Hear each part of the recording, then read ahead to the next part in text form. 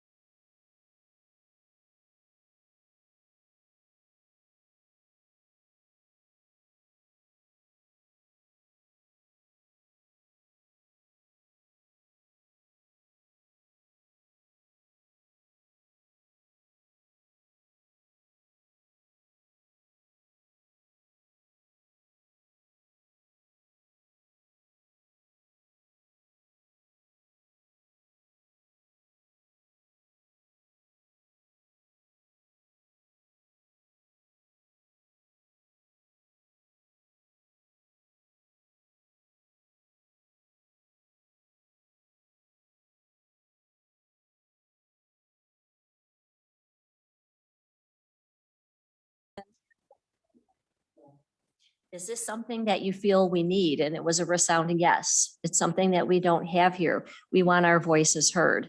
So last year we did sort of an upshoot club, and I had some kids that were interested. And then I put in for our committee to actually have this as an extracurricular. In my view, what I'm looking to do is to create a school climate where differences are valued and we have a positive contribution. It makes to create a vibrant community. We want to understand the narrative and the experiences of our children. And that would be all of our children, regardless of their backgrounds, opportunities to hear from minority children, and also understanding the realities of today's students in this world and how this all impacts them. Once we started the group, we got a wonderful showing, a very diverse group of children through the grades.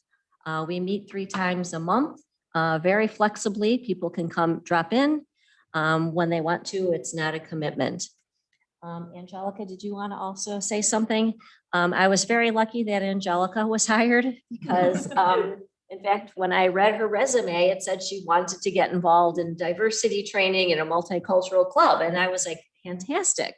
And so this all came about through the interview process. I'm still answering questions to Mr. Jackson and Mr. Blackburn. And then Maureen brings it up, like, would you be interested? I'm like, I felt it growing up all my life. And I know how it feels living abroad and having to speak a new language, not looking like everyone else in the room, and still feeling like you do have allies. So I jumped on board and I'm very happy I did, because I have a lot of wonderful new future minds who think the same way.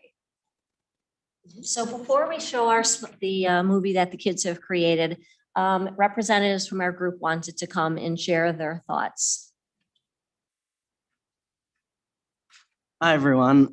Some of you may know me, but those of you who don't, I'm Sawyer Rice. I'm a 7th grader this year at Lake Bluff Middle School. I'm here to share some thoughts and explain to you the reason I joined the Unity group and the hopes I have for our group. Last year, my 6th grade year, I was in Madame Sostak's advisory. It was very late in the school year, and I had seen something on the whiteboard saying that there's an after-school group meeting to spread the thought of diversity, inclusion, and kindness. After the bell rang that morning, I had asked Madame what this was about. She told me her ideas, and I decided to go to that meeting that was happening later that afternoon. And during that meeting, I met 4 amazing 8th graders who had wanted the same thing that I had wanted out of this. And that thing was unity. Overall, the reason I joined the unity group was because I could see things happening that some kids don't realize. Some examples: kids being judged for what they wear, getting judged for how they speak or how they look, or the after-school activity they do. Look, whether you're white, black, yellow, purple, or blue, there should always be a spot for you. Let me remind you that our school population is mostly white. So for those who are Black, Asian, Mexican, etc., they shouldn't have to feel like they stand out. There is one thing that we all have, whether you like it or not, and that's feelings. We all know what it feels like to be anxious or to feel left out. Well, imagine being someone who may feel that every day, who feels judged by the people around them just because of how they are dressed or how they talk or who they are. Imagine being judged because people don't accept the kind of person that you want to be. Well, I hate to say it, but that is how a lot of people feel. I felt it. My friends have felt it. And I'm sure everyone in this room today has felt that feeling. You don't have to think the same as me, dress the same as me, like the things that I do. All I ask is that you respect who I am and who others are. My goal is to have students and staff to be okay with the idea of diversity, to be accepting of others no matter who or what they are. As it will say in our presentation today, we can be the change that we want to see, just don't give up on me. I know that no matter how hard we try, we will see our change flow throughout the community. Just all we ask is to not give up on us. All of us are learning, but we will learn together. And although we are all different, truly we're the same. So we should forever ask ourselves, why be apart when you can be united? Thank you.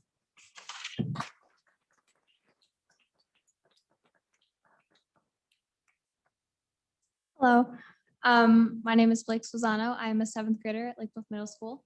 And my speech is not quite as lengthy or wonderful as Sawyer's just was. But I just wanted to share a little bit about what we are hoping to achieve with Unity Group.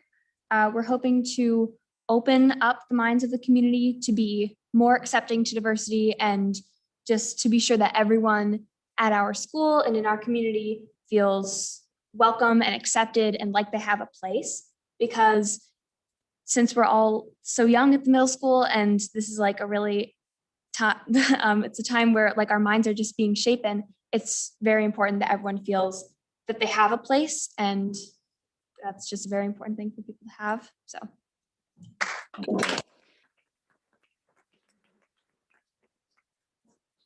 Hello, I am Emma Grace Duran. I am a 7th grader at Lake Bluff Middle School. And first of all, I just wanted to thank the members of the board and the members of the community for all of their time and to support our little group here.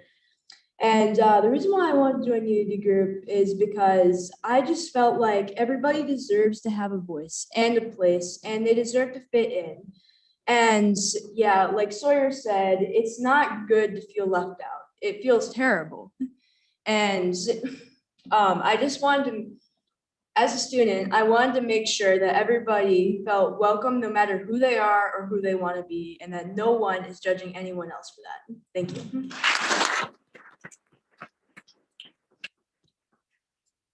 I'm Kathleen, and I'm a 7th grader at Lake Bluff Middle School. I decided to join Unity Group because I heard about the inclusivity. I'm sorry.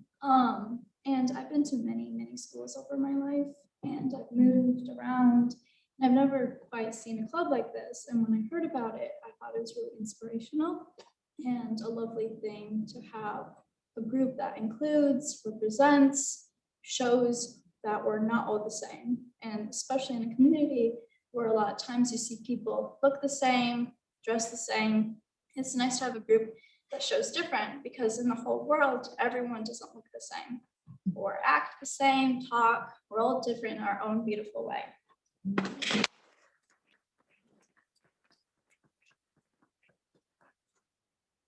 Hello, my name is Hannah Pazikowski. I'm in 6th grade and I go to Lake Bluff Middle School. I wasn't really prepared for this, but I just want to say that feeling united should not be a privilege, and I feel terrible that sometimes people feel like it is. And you should feel equal and normal around all your peers, no matter where it is. If it's at school, if it's at home, extracurricular activities, wherever you are, you should feel safe and know that you are not the same as anyone else. And that is a good thing. No one should be the same, because then our world is just bland. And schools should not minimize that. They should maximize it. Thank you.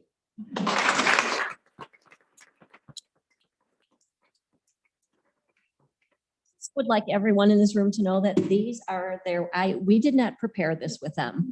They wrote their words. They said what they wanted to say. We just gave them the prompt. That was beautiful. Was. Yeah. Well.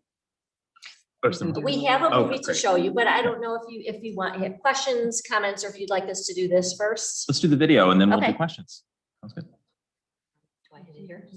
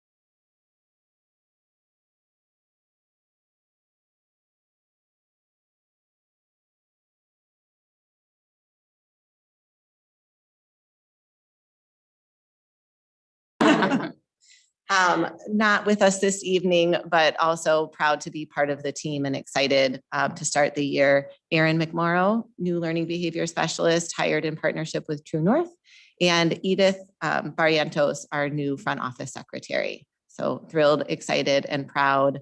Off to a great start. Their smiles are always there, and really just excited about our LBES staff this year. Awesome. Thank you, Kelly, and welcome.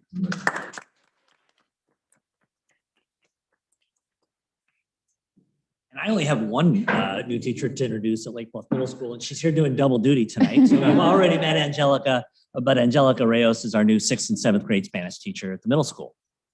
Great. Thank you. We have one more. Do you want to introduce? And I'll introduce Elvin Torres. He's our newest member of our custodial staff. He came to us from RJB, so he's been with the district for a while, and we're thrilled to have him all full time. Awesome. Great. Welcome, everybody. Okay. Any other report from principals? Are we moving on to the next piece? No. Not yet. Okay. Just would encourage you're welcome to stand up. Tomorrow, I let them know they could stay, but also encouraged. Of course, yeah. I'm so glad that they're here. Thank you. Thank you. Thank you. All right, then with that being said, thank you again. We will turn it over to Jay for if you have anything additional. This was in your for weekend update, but I just wanted to reiterate what a great job we did on our health, life, safety survey. The inspector was walking around the district and trying really hard to find stuff to ding us on and couldn't. So we did very well. He was very complimentary about our facilities. And also this Friday, I'll be attending a school safety seminar put on by I'm not sure who puts it on, the regional office, I believe. So I'll be looking for new things to bring back for school safety. Awesome. Thanks, Jay. No report from Director of Student Services tonight, so we'll move on to Dr. Margaret Ryan, Director of Education, Technology, and Innovation. No report either. Great. Then on to me. Mine's really quick. Just say, I think we mentioned this at the last meeting in September, but it is board member recruitment time. So we know we have 3 seats coming up for re-election. One of those will be vacated. Just a couple dates here. September 20th was the first day to circulate nominating papers if you're interested in running. November 28th is the Vote Lake Bluff candidate application deadline. Tuesday, December 6th, there's a town meeting for Village and Library, but the 7th is the town meeting for the school district for any candidates. And the 12th is the first day to file nomination pack in the local election, and it's got to be completed by December 19th. So if any of you are interested in learning about what it means to be on school board or running for school board, you can reach out to any board member, reach out to Dr. Leali. There's a lot of additional information that our district office has. You can reach out to Amy Kotnick as well. But I'm sure any of us would be happy to answer any questions you might have about running or what it means to be a school board member. So thank you. Final thing I'll mention is a couple weeks ago, there was an article erroneously published in the Lake County Gazette about an action our board took, and they misinterpreted our action.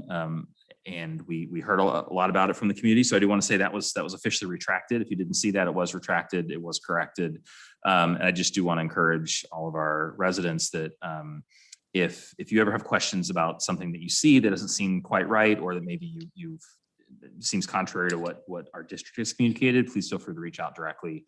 Our administration is very, very accessible and transparent, and would be happy to answer any questions you have, as would our board members. So just want to make sure I remind everybody of that. With that being said, that's it for me. So I'll turn it over to Dr. Leali for your report. Thank you. First of all, I want to thank you for your patience. I want to apologize for the tech issues we've been having at the village. I'm not exactly sure what's happening, but we will be on it, and we'll make sure that this doesn't happen again. Apologies to the community as well. Very quickly, we have a strategic plan process coming up. We are hoping to start that in January.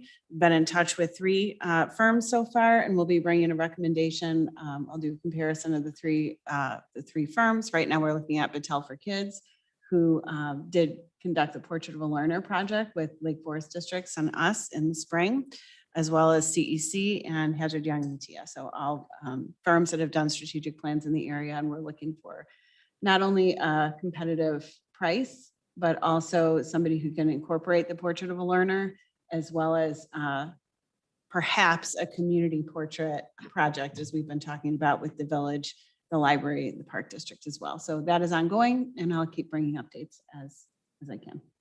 Great, thank you. Okay, moving right along to, we have 3 items for presentation discussion tonight. The first is school improvement plans. So I'll invite Kelly Bay and Nate Blackmer to come back up.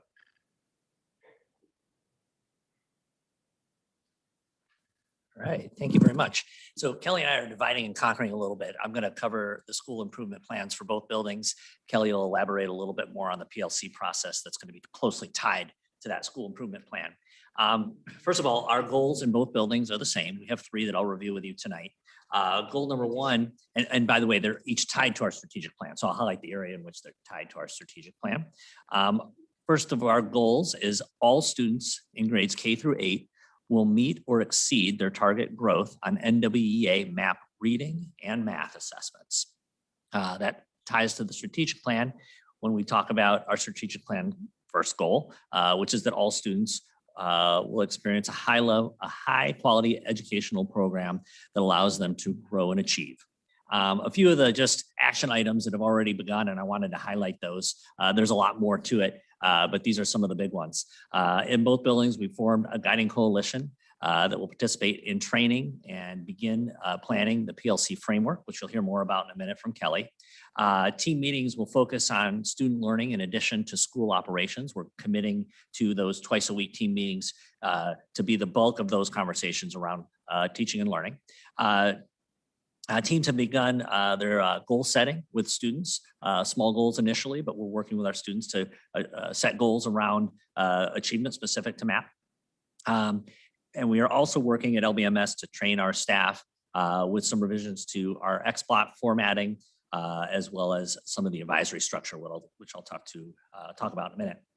Our second goal in both buildings is to support the whole child through a guaranteed and viable social emotional learning curriculum and school-wide systems of support. Those are being done in both buildings through a little bit different avenue. Foundations being more heavily focused in the elementary school and capturing kids' hearts at the middle school. This first goal is tied to our strategic plan goal number 2. All students will receive a well-rounded curricular program that allows them to develop their interests. Some of the things that have already begun as far as support of those goals, teachers will work with teams to organize and update and communicate the SEL, that's social emotional learning curriculum. Teachers will be retrained on capturing kids' hearts. In the middle school, teachers will develop classroom norms in line with capturing kids' hearts. The PEP committee and the Bluffer Basics team will share structures for school-wide procedures. As we've returned from COVID type learning, we definitely are finding the need for reinforcement of just day-to-day processes and procedures. So that's something we've been working on since the beginning of the year. Teachers will also teach and reinforce those school-wide behavior expectations. And our third and final goal, improve communication through enhanced clarity, quality time, and coaching. That's tied to the 4th strategic plan goal, which is that parents and families in our community understand what is happening within the school communities. In support of that goal, we have administrators that will attend at least one of the 2 team meetings every week.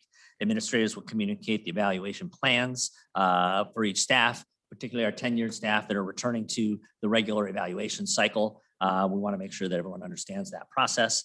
Develop new structures for our large group meetings to focus on student learning and shared dialogue. Streamline communication through grade level weekly updates, as well as the principals' messages that go home every Friday. And finally, identify ways to invite parents and families into the building to promote partnership and transparency. So now Kelly will elaborate a little more with the PLC process.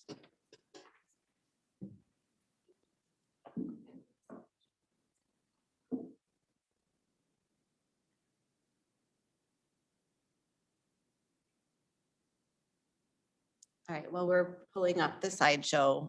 We wanted to take an opportunity to elaborate a little bit on this acronym PLC that you may have been hearing.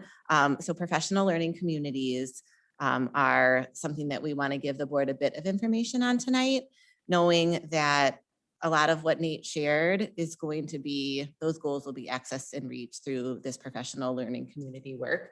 I think it's important. I often use sort of this umbrella term to say like things that go under the umbrella.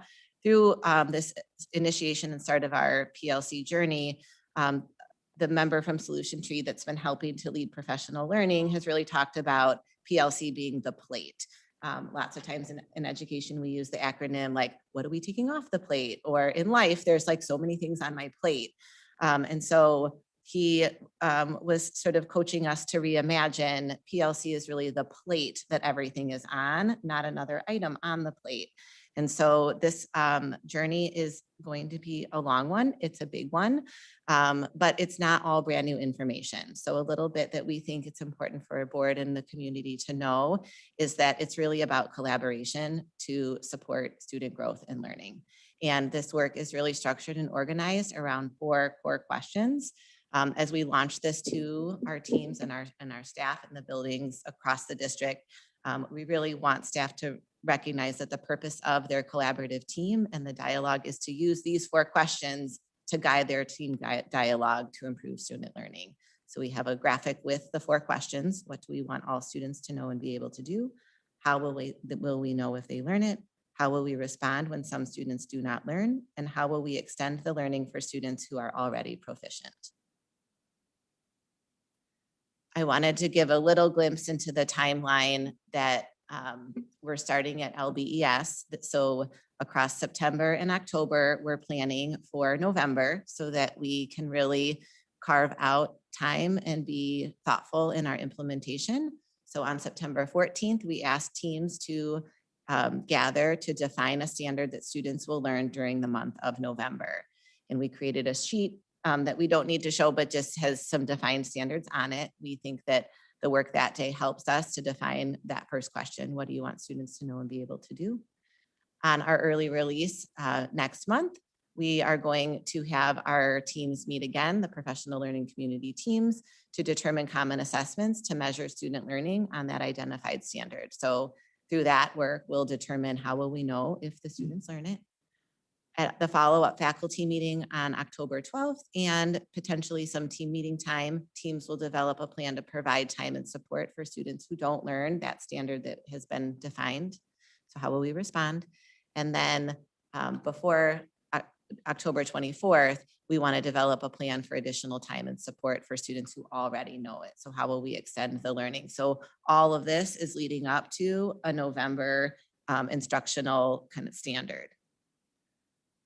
We know that there are lots of different teams throughout our building that are supporting students in lots of different ways. And just as we would with students, we want to make sure that we're differentiating and we're aware of what work is going to be useful and productive for each staff member and team.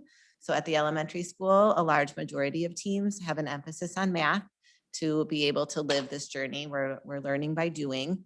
But we didn't want to sort of force things into something that maybe didn't fit. So SLPs are our speech and language pathologists. They're going to be using content area standards, and actually through their work a couple of weeks ago decided they might actually align with some grade levels because we know that there's speech skills that align with math and conversation and dialogue.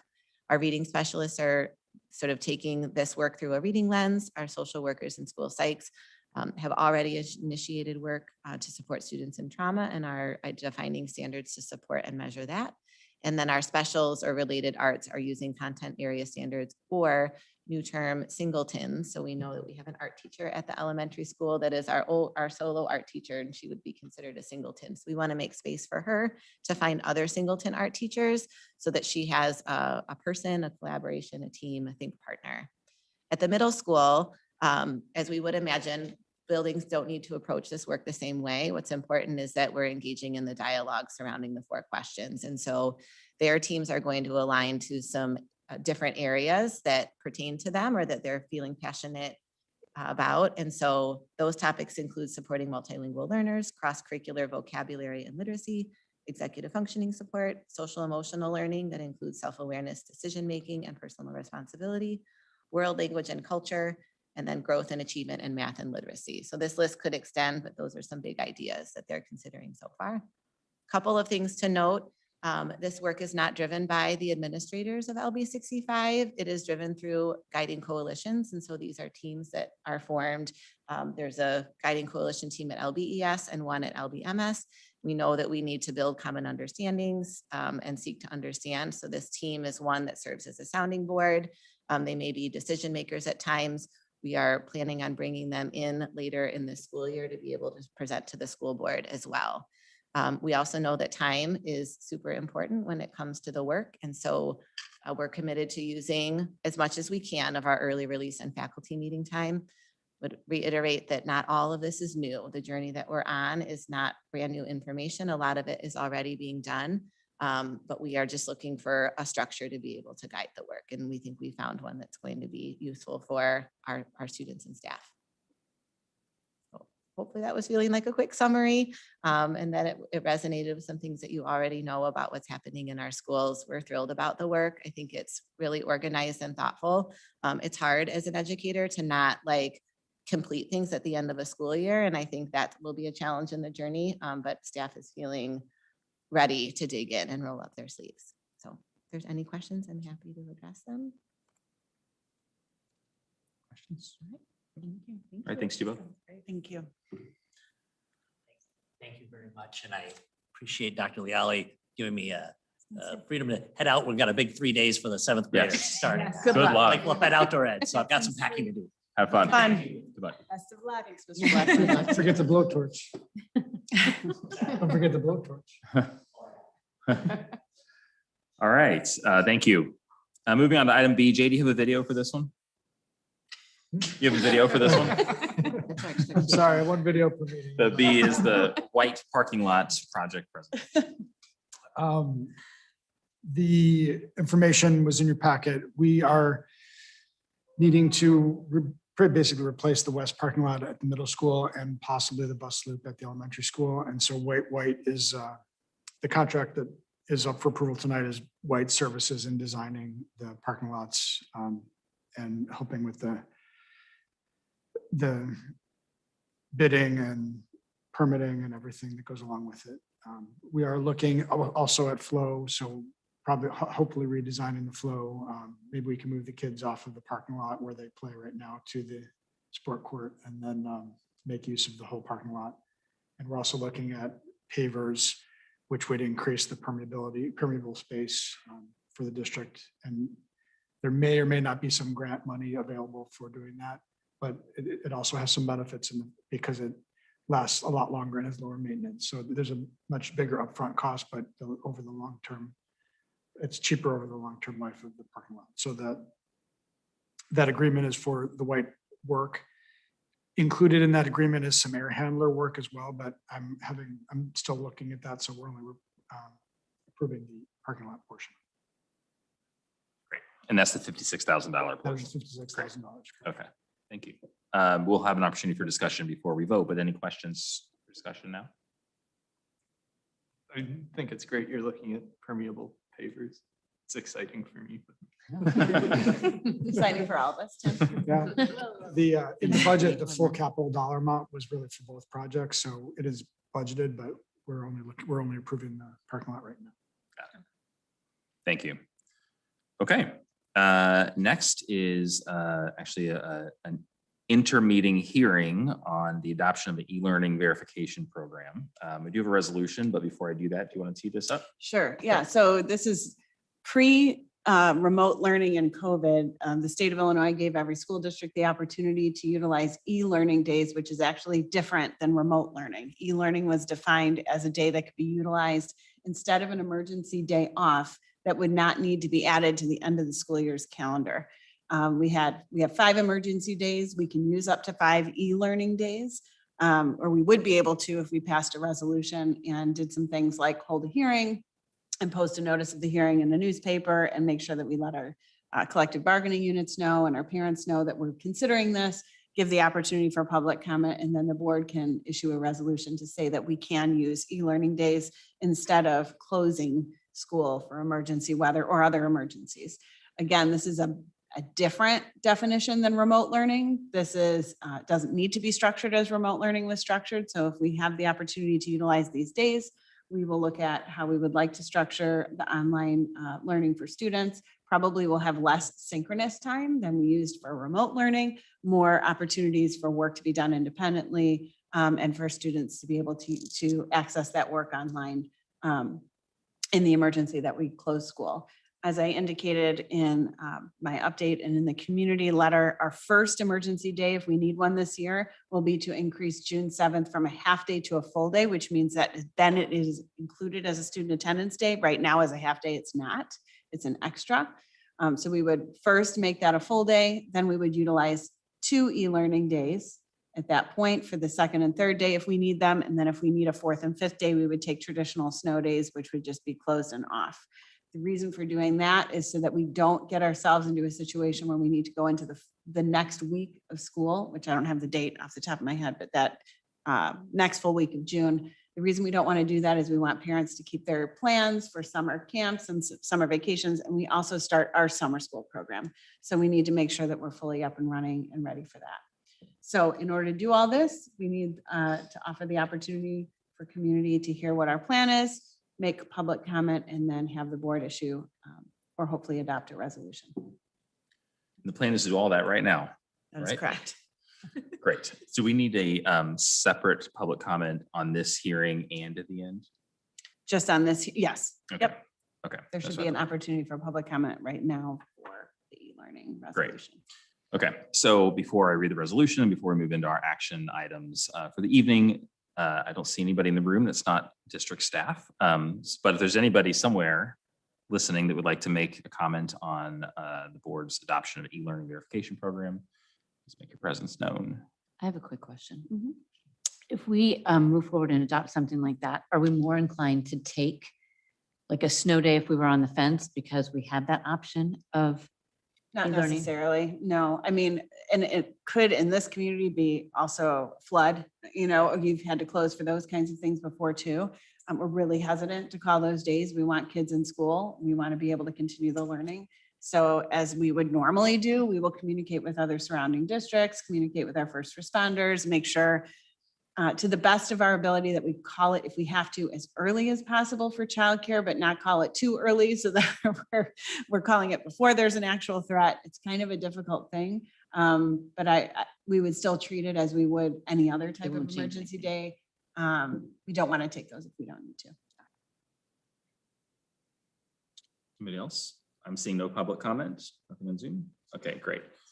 Then we'll have an opportunity for discussion to right before the vote. So with no other public comment in the room, we'll close the hearing on this and move on to our action and discussion items. The first one is the approval of the resolution to adopt the e-learning program.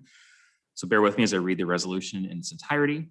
This is a resolution to adopt e-learning program in lieu of the district's scheduled emergency days. Whereas the Board of Education of Lake Bluff School District 65 is adopting an e-learning program district-wide that shall permit student instruction to be received electronically while students are not physically present in lieu of the district's scheduled emergency days. Now, therefore, be it resolved by the Board of Education of Lake Bluff School District 65 that will employ the e-learning program that may utilize the internet, telephones, text, chat rooms, or other similar means of electronic communication for instruction and interaction between teachers and students that meet the needs of all learners, ensures and verifies that required clock hours of instruction or schoolwork for each student participating in an e-learning day, ensures access from home or other appropriate remote facility for all students participating in the program, including availability of non-electronic materials to students who do not have access to the required technology, ensures appropriate learning opportunities for students with special needs, ensures the monitoring and verification of each student's electronic participation, addresses the extent to which student participation is within the student's control as to the time, pace, and means of learning, provides effective notice to students and their parents or guardians of the particular days for e-learning, provides staff and students with adequate training for e-learning days participation, ensures an opportunity for any collective bargaining negotiations that would be legally required, reviews the program as implemented to address difficulties confronted through revision or otherwise, ensures that the protocol regarding general expectations and responsibilities of the program is communicated to teachers, staff, students, and parents at least 30 days prior to utilization, ensures all teachers and staff who may be involved in the provision of e-learning have access to any and all hardware and software that may be required for the program, will be verified by the Regional Office of Education for the school district to ensure access for all students, And finally, will be implemented for a period of 3 years, beginning with 2022-2023 school year, continuing the 23-24 school year, and ending the 24-25 school year prior to renewal. So with that resolution being read and with the understanding of the e-learning program, may I have a motion to approve the resolution to adopt the e-learning program that was just presented and discussed? So moved. Second. So any discussion or final questions before we vote? Just one quick question. Since this is being approved for 3 years, do you anticipate using a similar format for the next 2 years, or is this kind of just giving us the option? It's actually a year by year kind of call, how we would plan that out. And we do work with a calendar committee that has staff, teachers and staff on it, as well as our administrative team. And then we kind of talk out what would make the most sense in terms of ordering that. And I anticipate that we would probably always want to use a combination of e-learning days and traditional snow days, because we've heard from our community that we still value kind of the traditional snow days as well. But really for continuity's sake and for summer school especially, because we still offer that, we try to plan it wisely so that we can be set up. But we do work with our teachers, so it might not feel exactly the same every year, just depending. Okay, thank you. I have a question. You know how we have to have a certain number of kids in school to consider it a full school day participation, like it counts for a school day? It's not based on numbers of students, it's based on number of course. So how is it followed up on? Let's just say, you know, like my block. Oh, do you mean for emergent e-learning? Oh, yes, we do need to make sure students participate. So in an e-learning program, the way that this district did it before, and I anticipate we would do it again, it would be work completion.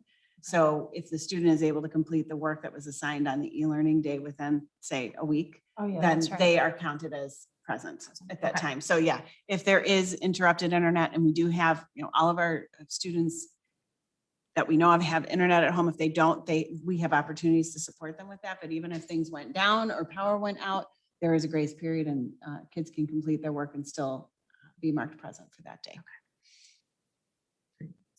Any other questions or discussion? Okay, we have a motion and a second. No financials here, so all in favor? Aye. Any opposed? Okay, that motion is passed. We'll move on to item B, approval of the 2022-2023 budget. May I have a motion to approve the 2022-2023 budget as presented by administration and district students? So moved. Second. Any discussion, final discussion or questions? Great presentation. Agreed. Thank you, Jay. That was awesome. That I'm was sure that awesome. took a lot of time. I All heard right. we have to do more. Now let's have a roll call for this one, please, Carrie.